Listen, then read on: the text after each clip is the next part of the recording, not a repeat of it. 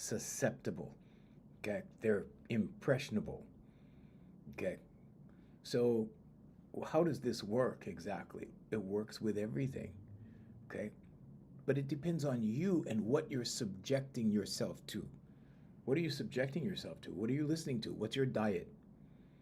Okay, so your diet is not just what you eat. Your diet is what you watch, what you listen to, the people you follow, if you follow people. Okay, if you follow me, thank you. Um, but I'm here to make you think. I'm not here to make you follow me. I'm not here to say, buy my stuff. I'm here so that you buy my stuff. I'm not here for that. Okay. I'm here to get you to think so you can make your own decisions. I'm here to make you think so you can realize like what kind of power you really have. You're the power. You have absolute power over your life. Absolute. But the societal hypnosis is real. Okay? So let's take a look at what it really is. Okay? It's a long-term low-grade trance, basically. Long-term low-grade trance. What is a trance? A trance. Okay? You're under a spell. What else did I have in the movie? Sorcerer. Not by a sorcerer, by your subconscious. And because you have a subconscious, you are very easily programmed. Because you just need to think about things. And when you think about it long enough, you go, oh, that makes sense. Oh, you start to believe it. And your beliefs change. Your beliefs change according to the times, according to what's popular, according to the latest idioms or slangs, according to the latest fads, according to the latest music, according to the latest, the latest, the latest, the latest. So human beings evolve. Human beings evolve. Evolve. But the question is, what are you evolving into? What are you becoming? Because we become. What are you allowing yourself to become? That's the question. So yesterday I was telling you that everything comes from God through others to us. Okay? And so what you're really talking about is God's people. Okay, I'm not talking about the chosen ones. I'm not talking about that. It's the ones that choose. It's not the chosen ones. God doesn't say, okay, these humans over here, these are my bros. These are my buddies, and I'm going to only take care of them. The rest of you guys, yeah, you guys go into the fire. Okay, that's not what's going on. Okay? So, you choose. You choose God. You choose that energy. Okay, now I'm saying God because that's my go-to. Okay, if yours is Allah, if yours is Jesus Christ, okay, I'm a Christian, so I believe in Jesus Christ. Okay, now I believe in his teachings. Okay, Jesus taught, let's take a look at what Jesus taught. Okay, he only taught two fundamental things. Okay, he taught about love. He taught about loving God more than yourself and then loving thy neighbor as thyself. Okay, love, repentance, forgiveness, faith, and the kingdom of God. Where is the kingdom? It's in here. The kingdom is within. And that's what Jesus was teaching. Okay? But the societal hypnosis tells you, okay, it's out here. We're going to place our faith out here. What's out here? Oh, in the mall. Or we'll place our faith in the educational system. We'll place our faith in the degree, the college degree. Why? Because that will ensure me success. That will ensure that I get a job. That will ensure that I get money. That will make sure that my future is good, right? Wrong. There's a lot of people out of work. And guess what? Right now, with AI, okay, there's going to be tons and tons and tons of people still in debt with student loans, with multiple degrees, because now people go to college and get 2 or 3 degrees, okay? But it comes at a price. And they're all going to be rendered useless. Then what? then what do you have? You know what you have? You have the kingdom. Okay? And this was talked about long ago. Okay, there will come a time. Okay, and you've heard all the stories. But they're stories. But it's all part of the societal hypnosis.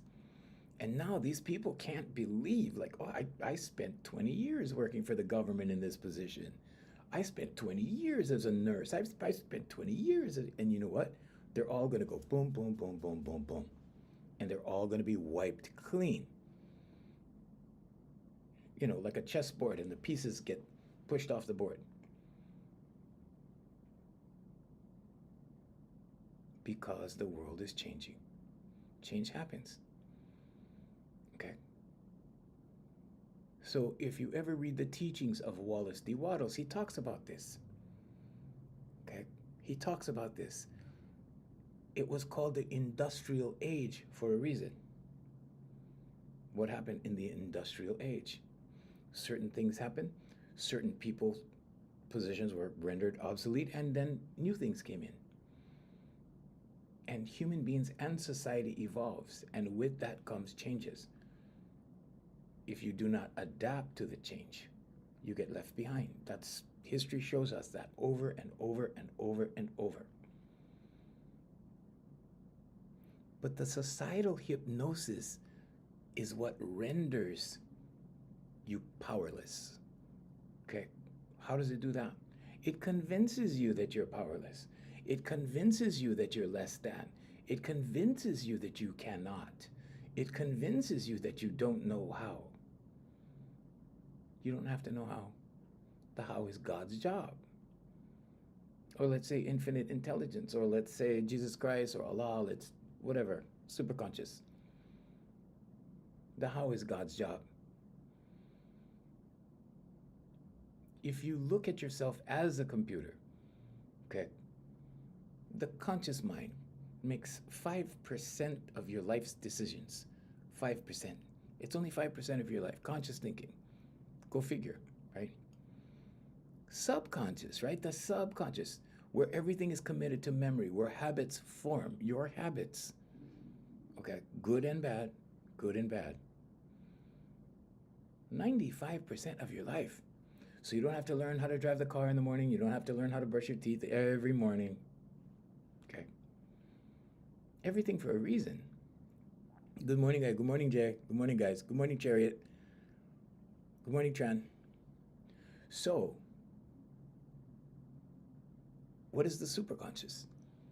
Well, if you look at it like a computer, okay, the conscious mind is your processor. It is your operating system, your OS. Okay, for those of you that have a Mac, you understand what I'm talking about. Okay. Your subconscious is your hard drive where the programs are stored. The superconscious is the network we're all plugged into through awareness. Awareness is a thing. Science is taking a closer look at awareness. They are trying to map out awareness. They are trying to figure all these things out. They're getting close. AI might help in this process. And it might not. Because some things may remain a mystery. For example, just a hypothesis. If you did live before, and if you remembered, people go to past life regressions and all of that, right? Okay, I don't happen to believe in it, or I would have done it already, but, okay, if you did know, you wouldn't be able to live this life correctly. If you knew what you did in the last life, it wouldn't be about correcting this life, it would be about not being able to handle this life. I'm just throwing it out there to think about, that's all. But societal hypnosis, okay? It refers to the lifelong process through which society programs individuals, okay, without your knowledge. Why without your knowledge? Well, because you see so many things. You absorb so many things. You're susceptible to so many things. You're a highly impressionable being. You know the urgency music in the radio commercials? I took one of my clients to a shopping center once. We were having a session in my office, and I said, "Come on, let's go to Starbucks. I want to show you something." And so I took her to Starbucks. And in the parking lot, I said, "All right, let me show you that at the very subconscious level, you are being triggered for anxiety." And she was like, "What? What are you talking about?" I said, "Yeah." Okay, so I parked my car. I said, "All right, I want you to listen." We were listening to music on the radio. I said, "I want you to listen to where the commercials come in. And I want you to listen to the background music. And I just want you to close your eyes and tell me how it makes you feel." Try doing that. Try doing that sometimes, guys. Hi, Pam. Good morning. Hey, Patricia. Good morning. Okay. You know what she said? "Oh yeah, it kind of makes me feel alarmed a little bit." I'm like, "Yeah, urgency music. Urgency. What does urgency make you do? It prompts you into a decision. It makes you think. It makes you focus. It makes you concentrate. It captures your attention."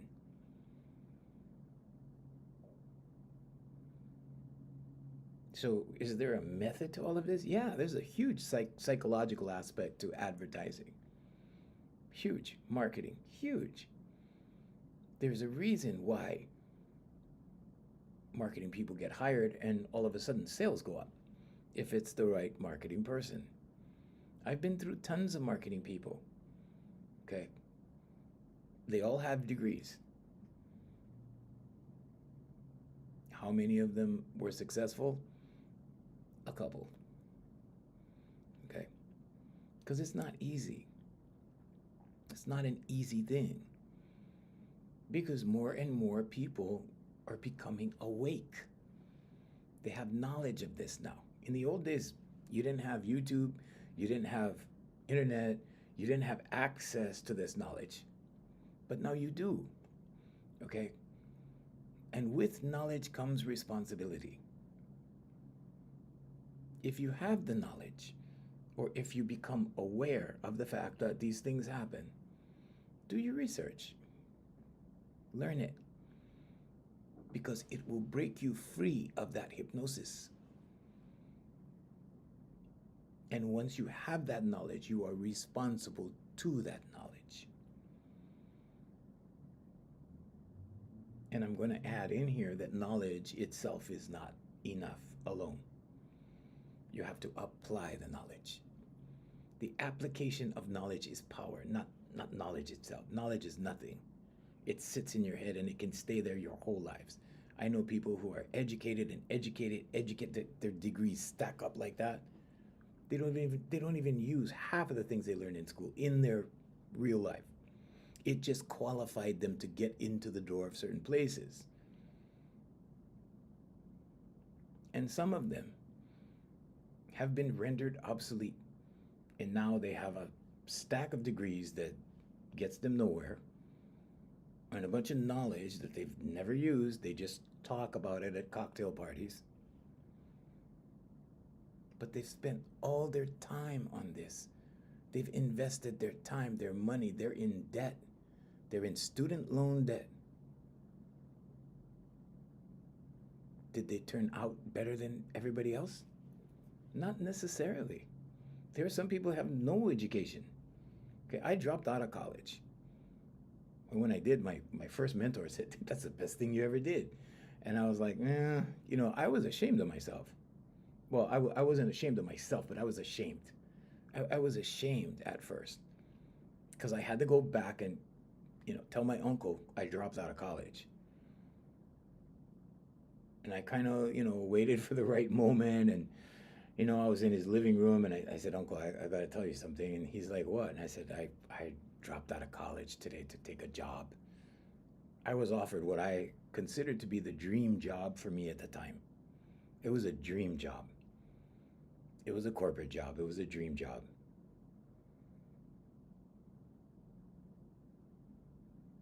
And he looked at me without hesitation, just like that. I said, "I dropped out of college today. I'm sorry." He looked at me. He goes, "That's the best thing you ever did." And I was like, huh? I was like, what? But then I began to understand what he was talking about. The societal hypnosis places that artificial ladder of success in front of everybody. Okay?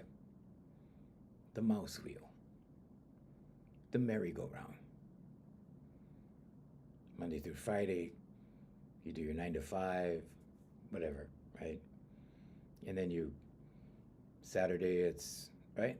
The program. Saturday, it's the kids, soccer, whatever, volleyball, baseball, football, fill in the blank. Sunday, it's church. Oh, gotta go to church. Why? Well, because all upstanding citizens go to church. That's the thing to do. Okay, go to church. Then what? Well, then we have family time after that. And then Monday, we're back on the mouse wheel. And after, you know, whatever age retirement is now, in the 70s somewhere, mid 70s, then it's time to retire and you get the gold watch and you get the appreciation party. And then you take a couple of cruises and then it's time to leave.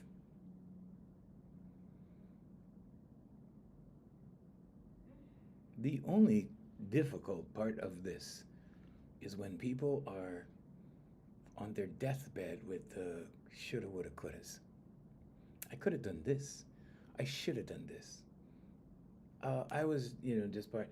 But the societal hypnosis reinforces these ideas.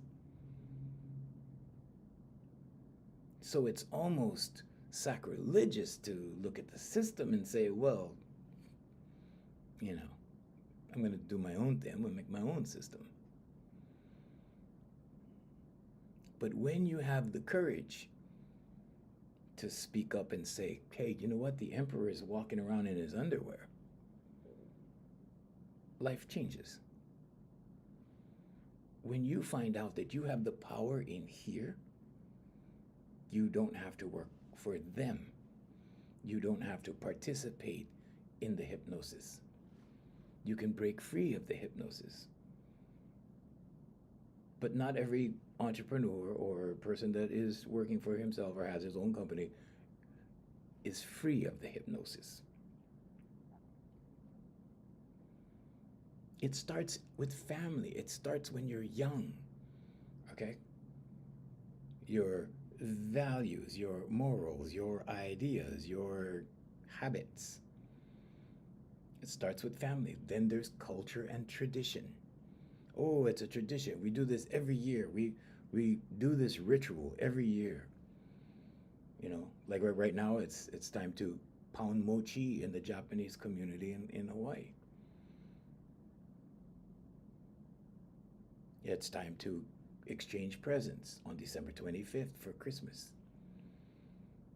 Then it'll be time for fireworks, New Year's. Time to wear green in March for St. Patrick's Day. Time to give the significant other some flowers on Valentine's Day. And all of these holidays are pagan. All of these holidays have been masked over by religion. But still, right? Everyone else is participating. It's like Halloween, right? I know some good Christians. They're good Christians. They're good people. And they partake in Halloween. Dress the kids up, whatever, costumes, celebrate All Hallows Eve, that kind of thing, right? So the hypocrisy ensues.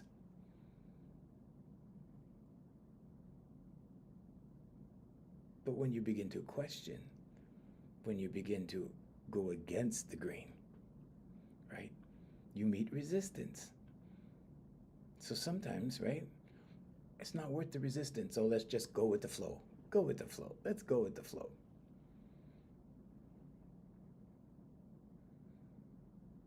Okay, education systems, religion, belief systems, whatever you believe. If you believe in God or you don't believe in God, either way, you're a believer. What do you believe in? That's the question. Okay. So you can choose God. Some people believe that God chooses them. Some people believe they're doing God's will. Media, advertising, social media. Okay, now you have 300 some odd TV channels. Before there was just a few. Okay. Now, if you don't like the beliefs on this one, you can go to this one. You don't like this, go over here.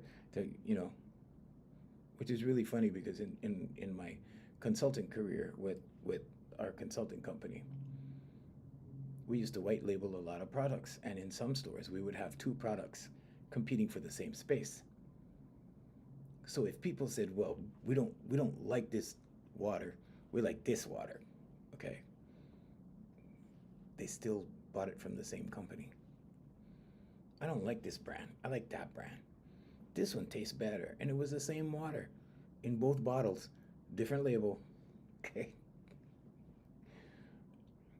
This is the societal hypnosis. Okay. Maybe they like something on the label. Maybe they were partial to something on the label. Maybe they like the jingle on the radio. We did jingles. We did jingles for companies. My company, VMAC Consultants, composed the most jingles of any Hawaii-based companies.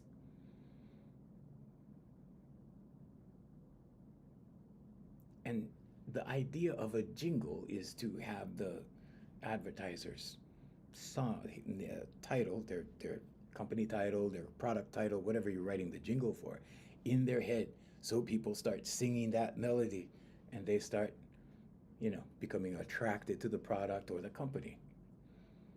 So this guy comes to me. This is a cool story. Just so you guys know how this works and how impressionable human beings are. Okay. So there was this company, I'm not going to mention the name, and they were a sponsor for this broadcasting company that we provided services for under contract. And so this guy, the guy that I worked with, said, "All right, we need a jingle for this company because nobody knows where they are." And there's this highway in Hawaii called Nimitz Highway, and there's tons of automobile places. And so these guys were like, "We need to let people know, where we are, and nobody knows, and the lot's empty. We need to fix this." So that was the message I got, and I said, "Okay, I'll write a jingle around the address. How's that?" "Oh yeah, okay." So I wrote a jingle that was about the address, just about the address. 2901 Nimitz, 2901 Nimitz.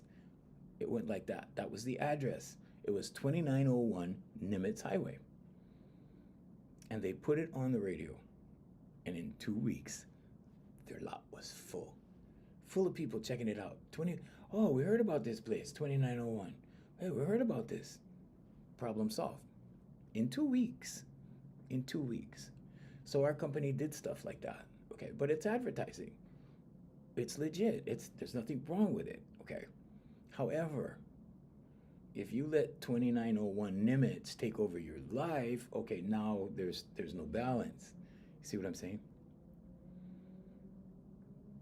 Peer groups and community organizations. That's another one. Peer groups.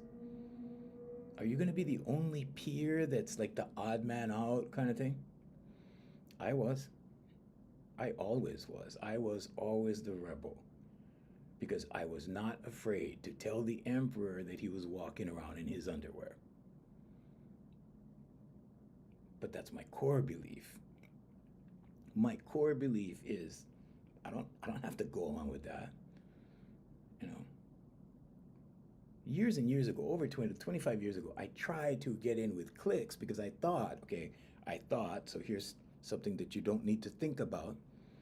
I thought that if I got in with the gang, if I got in with the clique, if I got in with the people that were all clique-ish, okay, that I would get ahead and that they would take care of me and then, right, all of that, right? And here's what I learned, and here's what I saw, and here's what I went through. Okay. First of all, the clique did this to me. Okay. Now, at the time, I thought, oh man, that's terrible. Like, wow, I'm never going to make it. I'm never going to succeed. I'm never going to, never, right? Okay. And I started getting discriminated against. And part of the backstory is because I'm not from this island, I'm from another island. Okay. And that happens. Okay. Because you don't grow up with the guys here, you don't come up with the guys, you know what I'm saying? So, anyway, I was a new guy in town at one point, a long, long time ago. Okay. But these cliques were solidly in place. It was highly political, which is why I hate politics. Okay, I don't like politics at all. I don't like when I have to go and shake hands and kiss babies. Okay, I do it because I want to. I do it because I like whoever, whatever, but I will not be forced into a situation where I have to lend my brand to nonsense.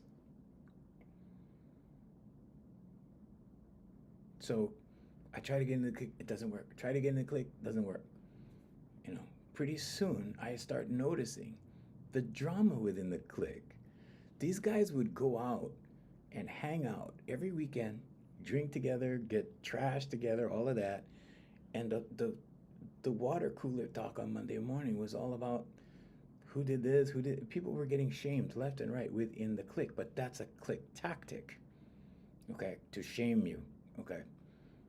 It's a humiliation ritual of sorts on a very small, tiny scale. But that's where the control happens. And I saw this. And I was like, well, I'm lucky I'm not in the clique. I would have to go through the same thing, right? And some of them survive together, and some of them move ahead together, and some of them just they break up and go in different directions. But the control is amazing. It's amazing. But I already had a company. In fact, I had two companies when I was involved in that corporation. The corporation before that, I had two companies. I had a production company and a singing school.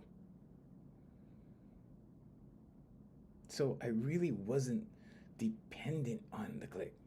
See? Because when you depend on something, you become subject to it. When you engage, you join. And this is energetic, this is psychological, this is physical. Or we can say mental, spiritual, physical. Energetic is spiritual. You're not your body, you're not your name, you're that energy that lives in here. So I begin to witness the collateral damage of the clique and the toxic work environment that was the result. It was very toxic. And these new people would come into the company, and in 2 weeks, they would be avoiding me in the hallway. And I was like, whoa, I haven't even seen them for a while. Totally different attitude. Why? Well, because the clique educated these people. This is who to like. This is not who to like. He's with us. They're not with us. He's not with us. He's full of crap. Whatever it is. Okay. But this is a reality. This is a reality because cliques form. Don't feel you need to be subject to this. Don't feel that you need to follow the gang or follow the group or do what the group does or go drinking with the group because that's the thing or whatever it is.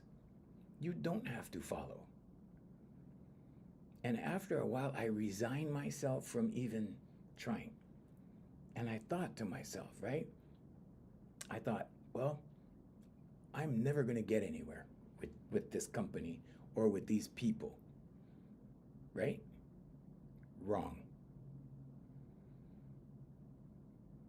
One day, if you look at my podcast on Apple Podcasts or Spotify, look for the podcast that says the third day and it tells the whole story.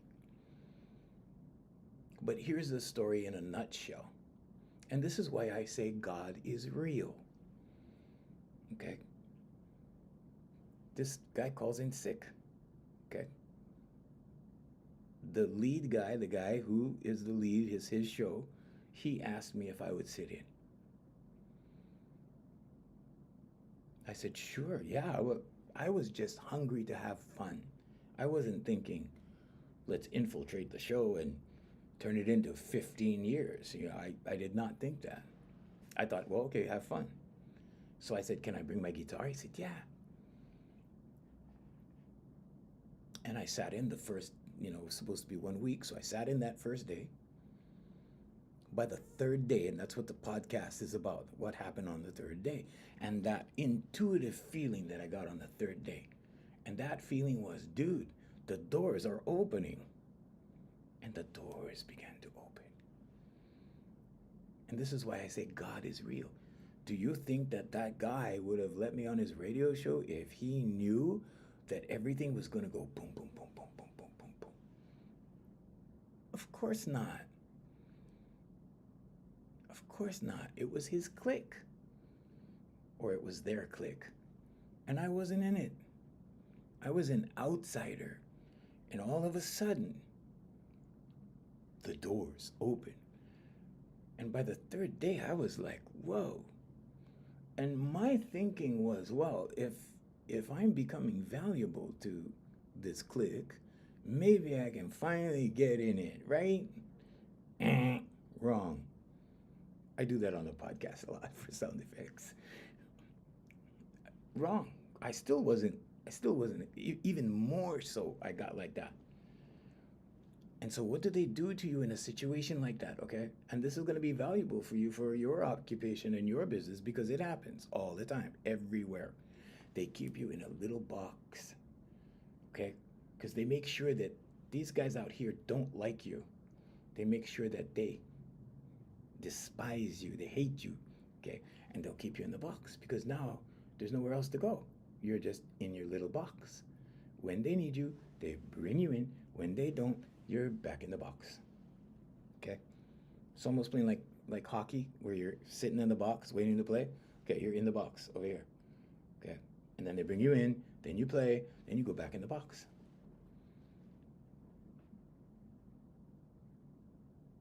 And that box lasted for 15 years. And on the back end, that was just the front end. That was me having fun. And I did that for mentions. I didn't even charge money for that. There was no budget for that. There was no offer of anything like that. I was doing all of that as a lost leader for what was happening in the background. What was happening in the background is my company, my production company, signed an agreement. So we were doing business on the back end, which resulted into over $4 million of retail in 15 years. Without the knowledge of the guys that, had the little box for me to sit in. Okay. And this is why I'm telling you that God is real. This is why I'm telling you that all that matters in your life is what you want to do and why you want to do it. I wanted to do it to make people laugh. I wanted to do it to have fun. I wanted to do it to be able to do a show, like a music show, like a stage show, which happened later on. But first I had to do this, right? To get to here. Okay. I did everything the long way around. But that was the way that I felt it had to go down, that it felt it had to happen. That was directed by God, I believe. But that's how I believe.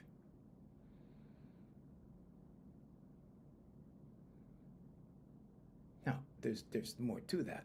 But the societal hypnosis part is you think that there's gatekeepers, that you need to play ball with the gatekeepers. Why? Well, because they have influence, they have control, they govern this thing. If that were true, I would have never gotten to the gate. Why? Because God opened the gate.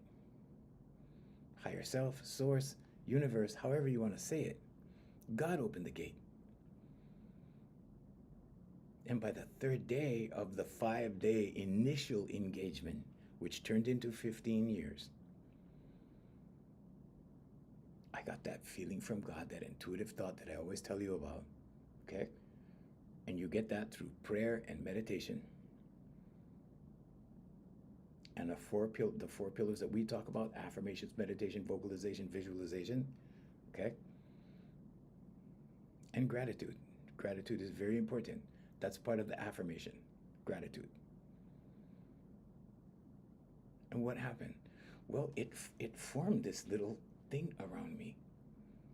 Okay, and if you want to call it the armor of God, that's what some Christians call it, the armor of God, it just kind of followed me like that. And no matter what they tried to do, even to the point of trying to push me out, it didn't work. Why didn't it work? Because I wasn't in control.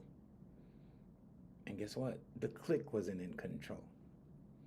God was in control. And God said, no, you get to do this. Go ahead. You stay in your lane. You stay in your capacity. You do what you're doing. But yeah, you get to do this. And everything happened on the back end. No, I wish I could say that I was responsible. I wish I could say that it was all me. I wish I could say, I was the man, that, whatever. Okay, but that's not the case. Okay. And the reason why I say that is because I had been in the business at that point for over 30 years. Nothing worked before. So what made the difference? What happened at that point? A lot of prayers at that point, because I did not know about the research that I did in 2007. This happened in 1999.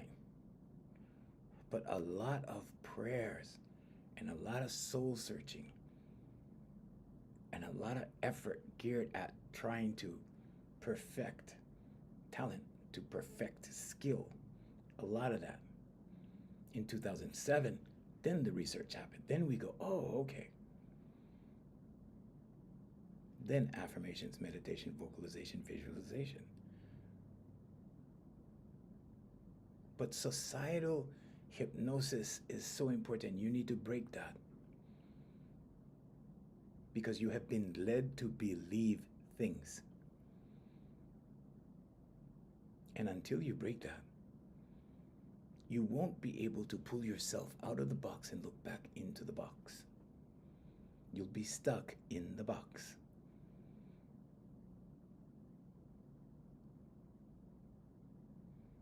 Over time, repeated messages become internalized beliefs.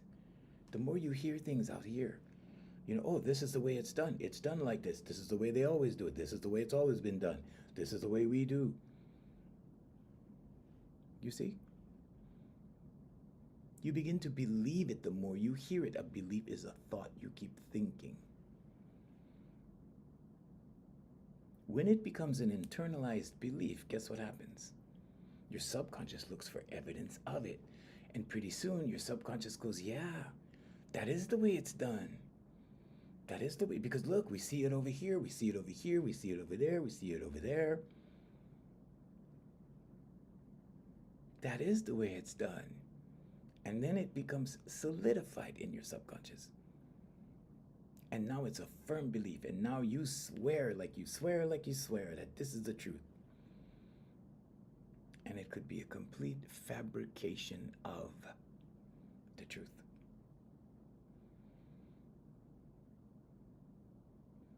So there's the physical world and the spiritual world. Jesus Christ was talking about the spiritual world, the kingdom within, in here. You're not your body, you're not your name, you're that energy that lives in here. Okay? The body is your interface into the physical world.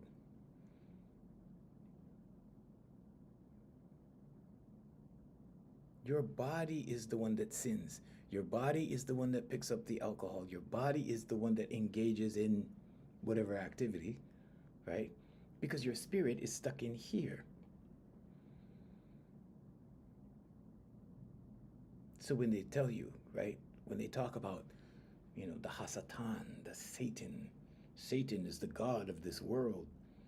He's the God of the physical world. Why? Because he's the opposer. Satan means the opposer. What's opposing what? What? Physical opposing spirit. They are not the same. You are not a meat suit walking around on the planet. You have divine energy in here and it's eternal.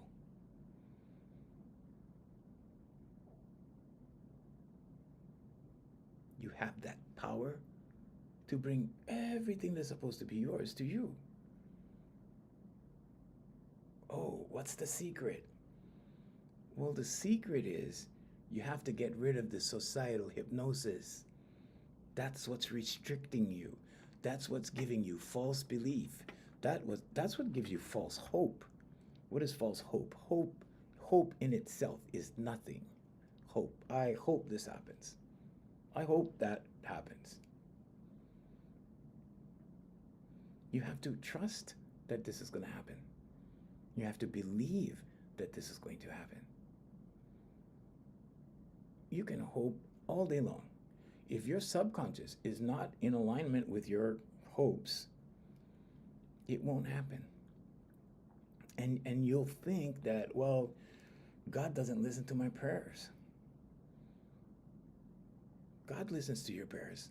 But your subconscious is constructed in such a way through negativity, through all this societal programming that has gotten to turn you hard and cold and angry and frustrated and anxious and all of that, okay? And then you expect God to go in and unravel that? It doesn't happen like that. You can reach out, whatever you call the superconscious. But the demon or the Satan or the opposer is the negative subconscious because it will pull you back.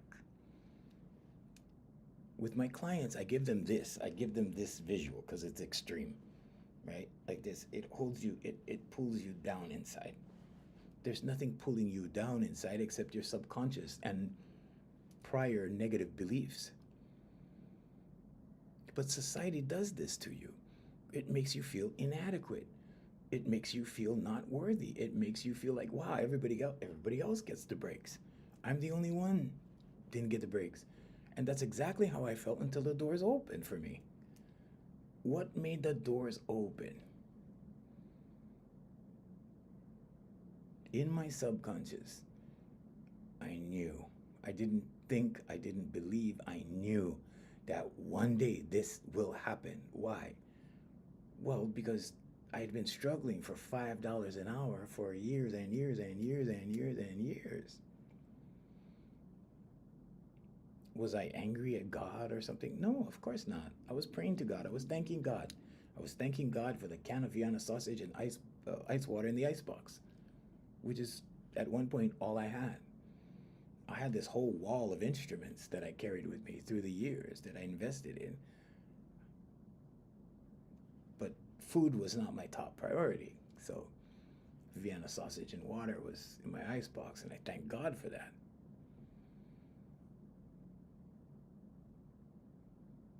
And before that, I was sleeping on a sidewalk for months after some bad decisions. Was I angry at God or angry at the world or what? No, I was having fun. I loved being there. It was an adventure. I looked at it like an adventure. And eventually I outgrew it. So here's what you need to know about vibration and outgrowing vibration. When you outgrow a vibration, you no longer match the previous vibration. Once you progress, once you get better, once you elevate yourself, okay? And sometimes you have to motivate yourself.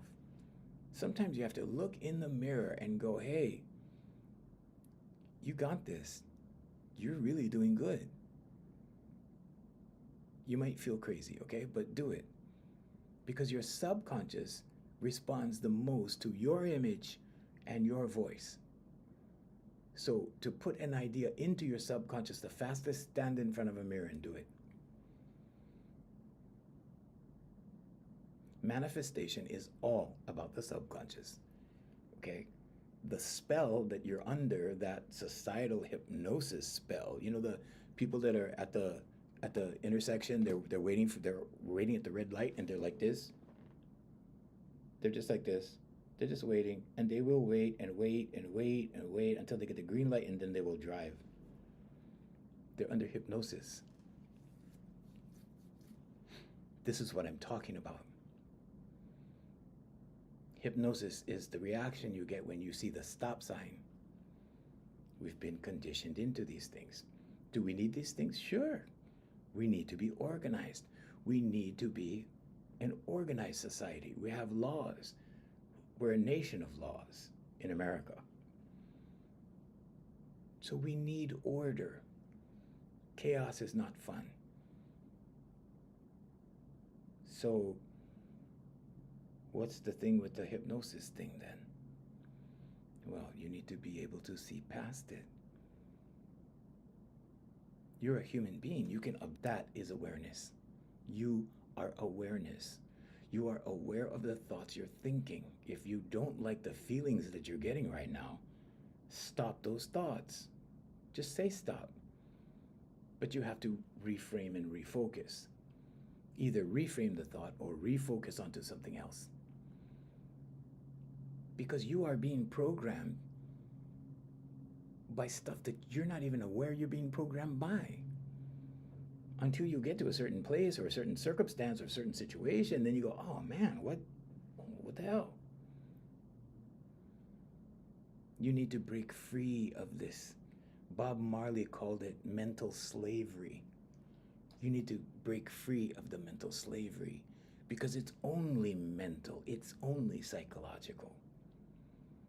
There's nothing forcing you to do this. This is your subconscious repeating. And the people in charge, okay, whether it's the people in charge of religion, people in charge of advertising, people in charge of your household, people in whatever, people in charge. Owners of industries, like multimedia industries, okay, like social media industries. I'm talking about those people. The people who make decisions, the people who make the rules, the people who influence.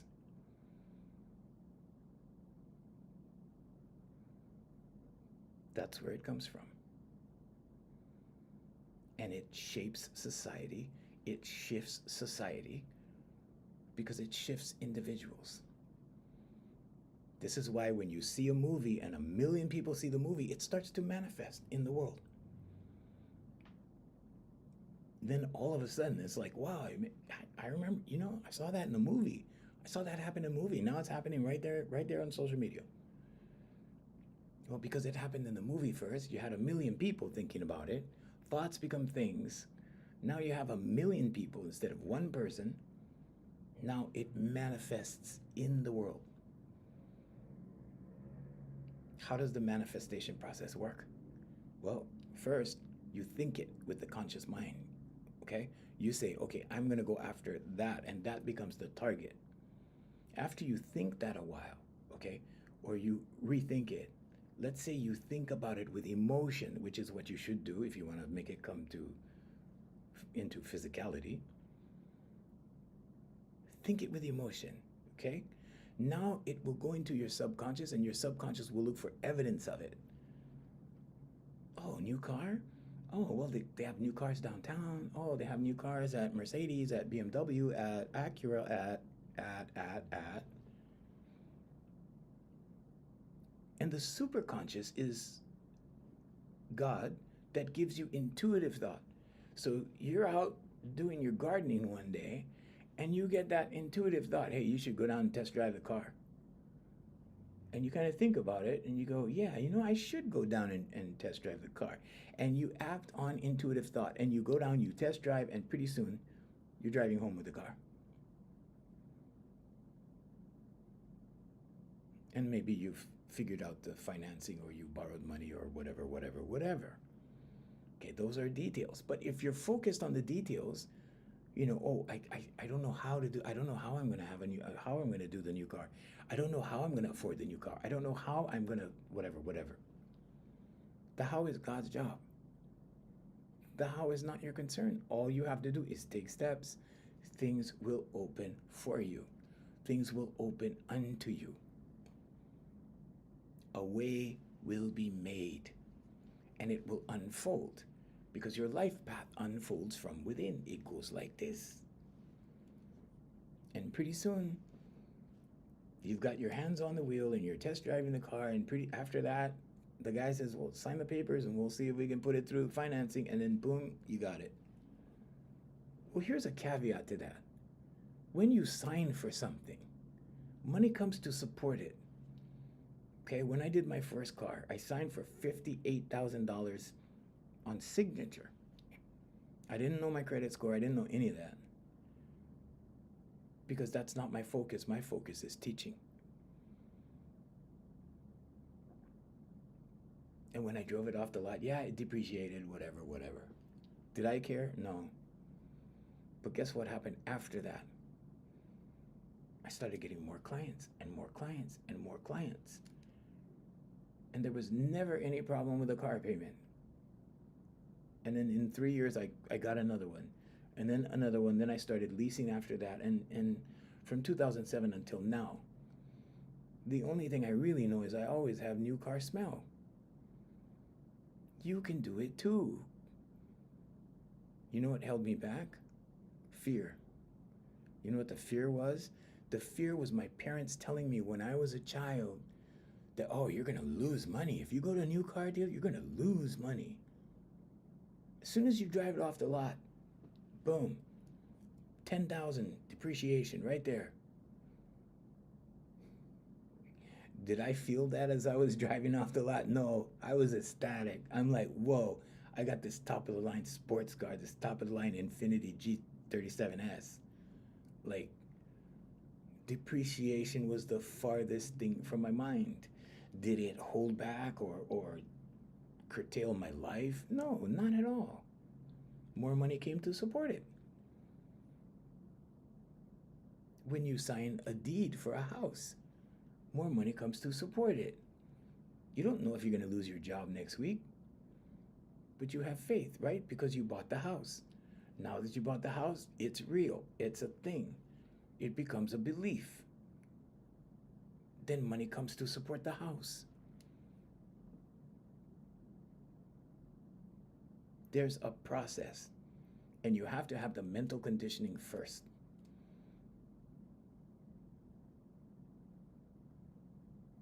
The formula is ask, believe, receive. But not in the way it's been put to you like magic, okay? It's not magic. You ask. Where do you ask? You ask in here, in the kingdom. Close your eyes. In here, in the kingdom. And you have to believe in what it is you're asking for. If you don't believe, you will not receive. For you Christians, it's in Mark 11:24. Check it out.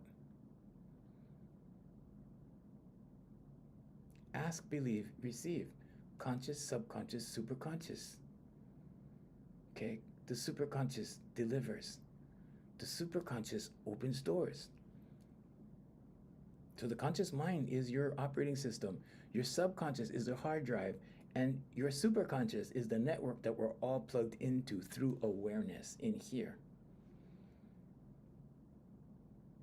You want to call it a spirit. You want to call it soul. I work with spirits every day. Every day except Tuesday. And when you energize this spirit, when you start to exercise this spirit through the voice, amazing things happen. Amazing things happen. You know what's the most amazing thing? People break free of the societal hypnosis, and then they see through the curtain, through the veil, through the blinders. The blinders come down, the veil lifts, they see the truth, and the truth sets them free. And the biggest truth is that they've been living a lie. What lie? Well, this manufactured reality, the things that you believe because, oh, it's the way it's always been, it's the way it's told to you, it's the way, Cinderella story. Okay, let's go put her on a pedestal, and then there's divorce court. Okay, as a result of the Cinderella story. Okay, I'm just saying, all of these things. Okay, the Cinderella story started when you were a little kid. Okay, but you remember it into adulthood. Okay, you remember the officer and a gentleman thing, guys, right? And then you find out, oh, that doesn't work. Okay, then you find out, oh, they're not like us. They're different. They're women. Okay, chicks dig me. You know why they dig me? Because I show them how to take off the blinders. And when they take off the blinders and they see the truth, they go, wow, I'm not crazy. Women are highly intuitive because they raise young. They raise spiritual beings. Think about that. They are portals for spiritual beings. I'm going to say it again. Women are portals for spiritual beings to come into the world.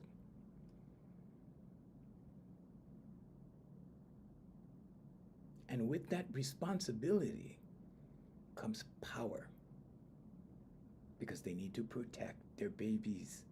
They need to protect the little spirits, the little ones.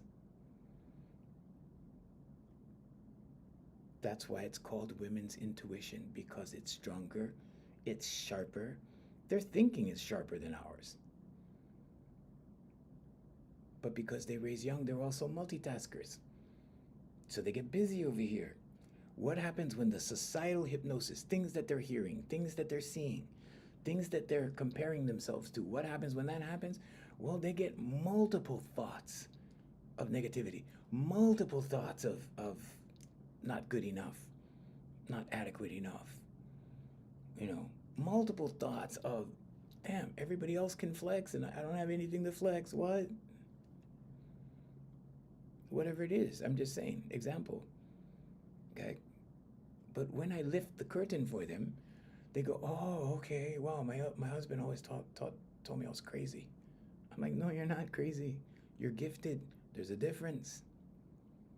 There's a difference.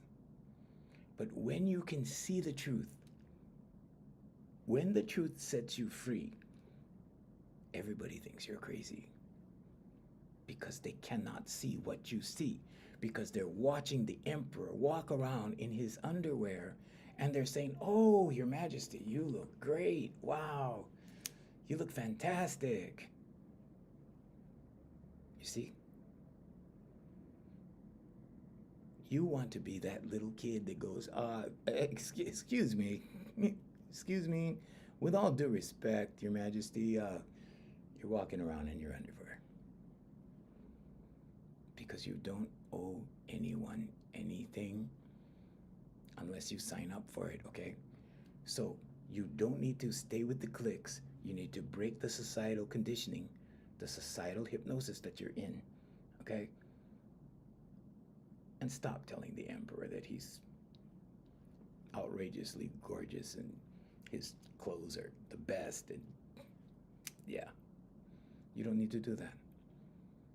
Your voice will bring you back to reality and shatter all the hypnosis.